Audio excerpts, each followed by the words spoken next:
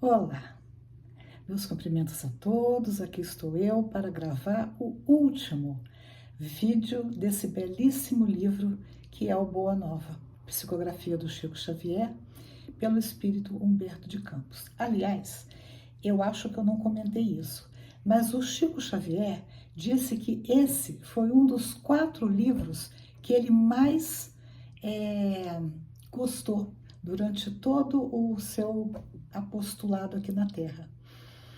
Olha que honra, né? A gente está gravando e estudando justamente esse livro que tanto enterneceu o coração do Chico Xavier.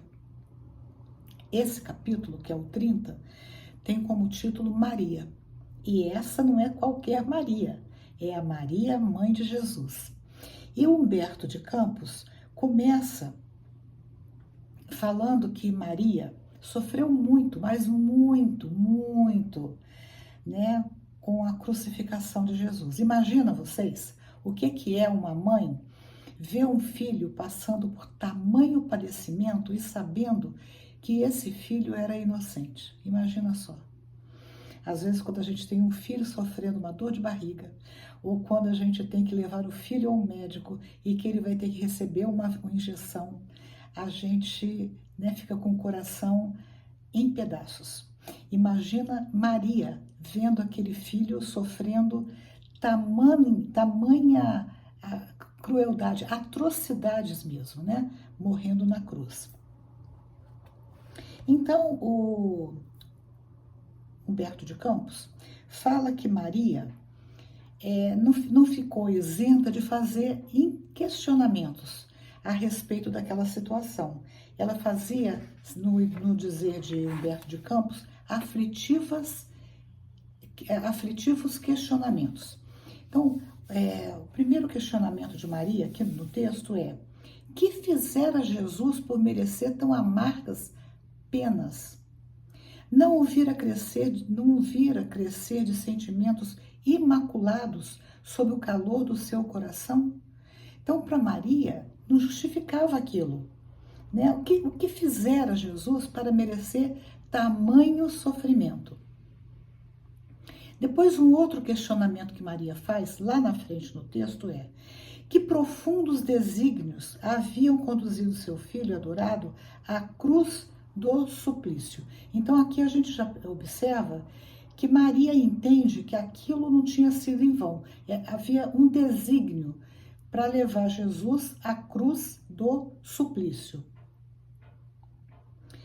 E o texto segue nessa toada, e aí o Humberto de Campos diz o seguinte: que todos os discípulos debandaram, com exceção de João, o evangelista, que permaneceu ao lado de Maria o tempo todo.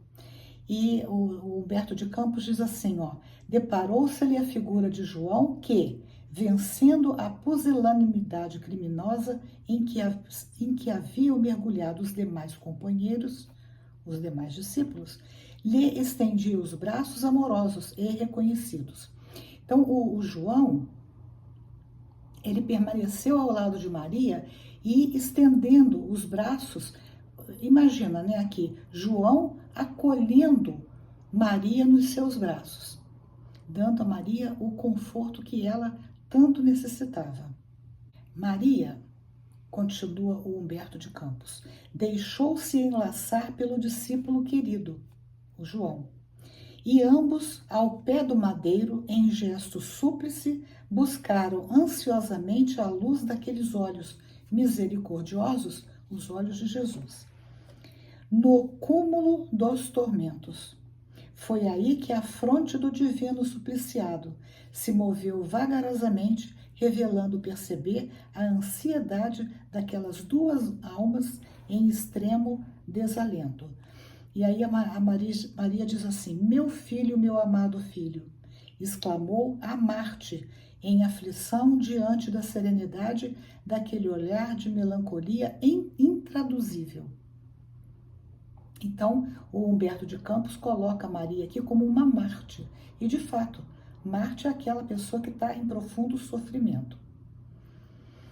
E foi então que Jesus entrega Maria para João e entrega João para Maria. Então, quando a gente percebe a presença de João ao lado de Maria, que ele não fugiu, ele ficou o tempo todo amparando Maria, não é à toa que Jesus confia Maria a João. E ele diz, então, uma frase muito conhecida, mãe, eis aí o teu filho. E dirigindo-se de modo especial, com um leve aceno ao apóstolo, disse, filho, eis aí tua mãe. E o Humberto de Campos relata que ambos ficaram ali, né, ao pé da cruz, por algum tempo em prece, até que o mestre, a vida, né, se extingue completamente. E ele ainda faz uma referência à paisagem, né? Fala assim, ó, por muito tempo conservaram-se ainda ali, em preces silenciosas, até que o mestre exânime fosse arrancado da cruz, quer dizer, tirado da cruz, antes que a tempestade mergulhasse a paisagem castigada de Jerusalém, num dilúvio de sombras. Quer dizer, né, tudo escureceu e muita chuva, né, caiu. Bom, daí o texto continua e fala que depois que os discípulos se separaram, cada um foi para o seu canto, a Maria foi para Bataneia. Eu tentei achar onde que fica isso, eu achei até que fosse Betsaida, mas é a palavra que está escrito aqui no texto, a cidade, Bataneia, onde alguns parentes mais próximos a esperavam com especial carinho. Parentes de quem? Do José, do marido da Maria, do pai de Jesus. E depois ela foi para Jerusalém e depois para Galileia, onde ela quis retomar o lugar onde ela sempre morou. Mas ela não ficou muito tempo, não. Finalmente, ela, o tempo todo, ela rememorava a infância de Jesus, tudo que, né, todos os momentos de alegria, de tristeza, né, aquele coração amoroso de mãe, ela passava como um filme tudo que ela havia vivido ao lado de Jesus.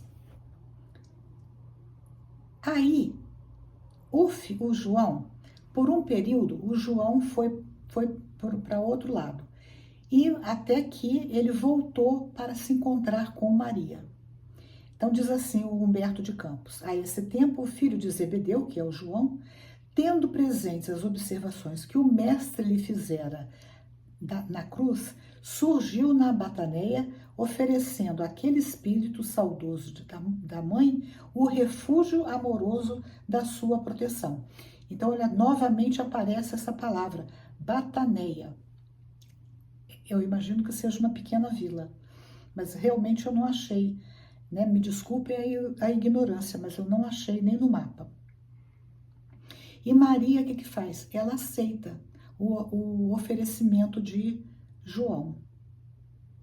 E João lhe contou a sua nova vida, porque nessas alturas o João já tinha ido para Éfeso. Ele se instalara definitivamente em Éfeso, onde as ideias cristãs ganhavam terreno entre as almas devotadas e sinceras.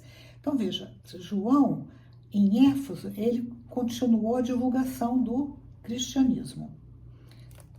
Ele nunca olvidara as recomendações do Senhor e no íntimo guardava aquele título de filiação como das mais altas expressões de amor universal para com aquela que recebera o mestre nos braços veneráveis e carinhosos. Então, essa afirmativa aqui do Humberto de Campos me parece assim bastante interessante, porque ele fala que o João considerou aquela entrega de João como filho, recebeu Maria como filho e Maria como mãe, como a mais alta expressão do amor universal. Porque ele não era de fato filho biológico, mas ele era filho do amor, né? O amor que deve reger todas as nossas vidas. Bom, o texto continua e o Humberto de Campos, ele fala que o João se instalou numa pequena choupana lá em Éfeso. E que essa choupana, embora muito pequenininha, muito singela, não em pouco tempo ela começou a atrair a atenção de muitas pessoas que viam ali, encontravam no coração afetuoso de Maria consolo, da mesma forma que encontrava no coração afetuoso de João falas a respeito do que ele sabia, do que ele tinha aprendido com Jesus. Então ele diz assim, ó, sua choupana era então conhecida pelo nome de Casa da Santíssima. E por quê? Porque aconteceu um fato interessante. Um miserável leproso chegou ali na choupana, cheio de chagas, e ele foi aliviado. Suas dores foram aliviadas pelo amor de Maria. Olha, imagine a energia da Maria. E com isso, foi ele que falou, Senhora, sois a mãe do nosso mestre, a nossa mãe santíssima. Foi daí, desse fato, que surgiu essa questão da mãe santíssima. Bom, então a Maria passou a ser considerada como a mãe de todos os aflitos da região e muitos acorriam para aquela localidade em busca de atenuar as suas aflições. Muitos iam se queixando de se sentirem abandonados diante das aflições da vida. E foi a Maria que, diante de uma queixa, né, angustiada de uma pessoa que a procurou, ela lançou para essa pessoa o seu olhar amoroso e, deixando nele transparecer toda a dedicação enternecida de seu espírito maternal, disse, isto também passa. Essa frase, isto também passa, a gente aprende como tendo sido ensinada ao Chico Xavier, pelo Emmanuel. Pelo menos foi a primeira vez que eu ouvi essa frase, foi assim, que o Emmanuel é que teria mandado o Chico Xavier escrever num pedaço de papel, num momento de muita angústia, que aquele sofrimento dele também passaria. Então, isto também passa. Então, para nós, isso é muito importante, porque quem de nós não tem aqueles momentos em que a gente acredita que nada tem jeito? Aí deve vir à nossa mente isso, né? Que tudo tem um jeito nessa vida. Não tem absolutamente nada que fique para sempre. Nem as alegrias, nem as tristezas, né? Então, isto também passa. E aqui o Humberto de Campos está dizendo que foi a Maria que falou para aquele coração angustiado que tinha ido procurá-la. Isto também passa. Bom, aí o que acontece? Em pouco tempo, começaram a chegar notícias de perseguições que os discípulos, os cristãos, começaram a sofrer. E isso, claro que deixava Maria bastante angustiada, né? Porque não eram perseguições simples, eram torturas, eram situações bastante dolorosas. E um dia, diz Humberto de Campos, que ela, em suas meditações, ela viu aproximar-se dela um pedinte. Está escrito aqui, um pedinte. E esse pedinte diz assim, minha mãe, exclamou o recém-chegado, como tantos outros que recorriam ao seu carinho. Quer dizer, chamá-la de minha mãe era uma coisa corriqueira. Venho fazer-te companhia e receber a tua bênção. Também era comum a Maria receber esse tipo de fala. E ela então convida esse pedinte para entrar na casa. e impressionada com aquele tom de voz, aquele olhar profundo que esse homem dava para ela. E aí esse pedinte, esse mendigo, uma hora diz assim: minha mãe, venha aos meus braços. Então aqui ela identifica que esse pedinte, na verdade, não era um pedinte, não era qualquer um. E ela diz assim: meu filho, as úlceras que te fizeram. Porque Jesus, nesse momento, para deixar claro que ele não era qualquer um, ele mostra então as marcas dos pregos, né, nas mãos e nos pés. E ele confirma: sim, minha mãe, sou eu.